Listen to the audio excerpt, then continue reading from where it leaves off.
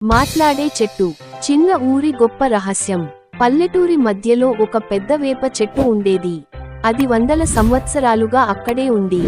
ఊరి ప్రజలకు అది గొప్ప చెట్టు, మంచిని ఇచ్చే వృక్షం. కానీ కొంతమందికి తెలియని ఓ పెద్ద రహస్యం ఉంది. అది చెట్టు మాట్లాడగలదు.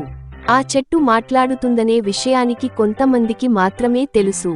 మాధవుడు అనే యువకుడు కూడా అది మాట్లాడుతుందనే విషయానికి తెలుసుకుని ఆశ్చర్యపోయాడు.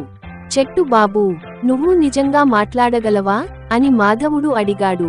అవును చిన్నవాడా, మంచిని చేసే వారి కోసం నేనింకా మాట్లాడతా. కానీ కేవలం మంచి మనసున్న వారితోనే అని చెట్టు సమాధానమిచ్చింది. మాధవుడు ఆనందంతో ఇంటికి వెళ్లి తన తండ్రికి చెప్పాడు. కాని అతని తండ్రి నవ్వి, మాధవా, చెట్లు మాట్లాడవు, నువ్వు కలగని ఉన్నావేమో అన్నాడు. సుబ్బరాయుడు అనే ధనికుడు తనకున్న ధనంతో అసంతృప్తిగా ఉండేవాడు. అతనికి ఇంకా ధనం కావాలి, సంపద పెంచుకోవాలని ఆశపడేవాడు. ఒకరోజు అతనికి మాధవుడు చెట్టు గురించి చెప్పిన మాటలు వినిపించాయి. మాట్లాడే చెట్టు, అది నాకేం లాభమొస్తుంది అని తాను అనుకున్నాడు. రాత్రి అయ్యాక మాధవుడిని అనుసరించి సుబ్బరాయుడు చెట్టు వద్దకు వెళ్ళాడు.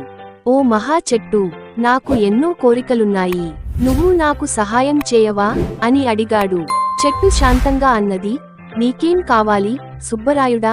నాకు నిధులు కావాలి, బంగారం, వెండి కావాలి అని అతను ఆశపడి అన్నాడు.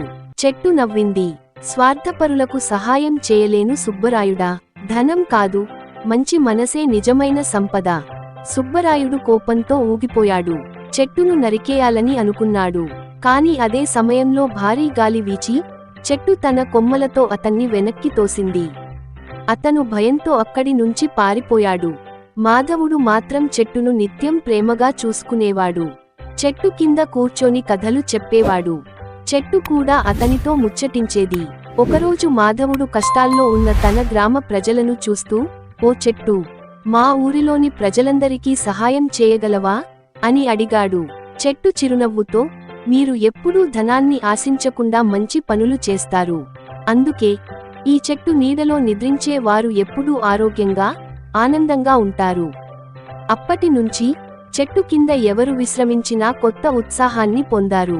సుబ్బరాయుడు కూడా చివరికి అర్థం చేసుకున్నాడు, సంపద కంటే మంచి మనస్సు విలువైనదని.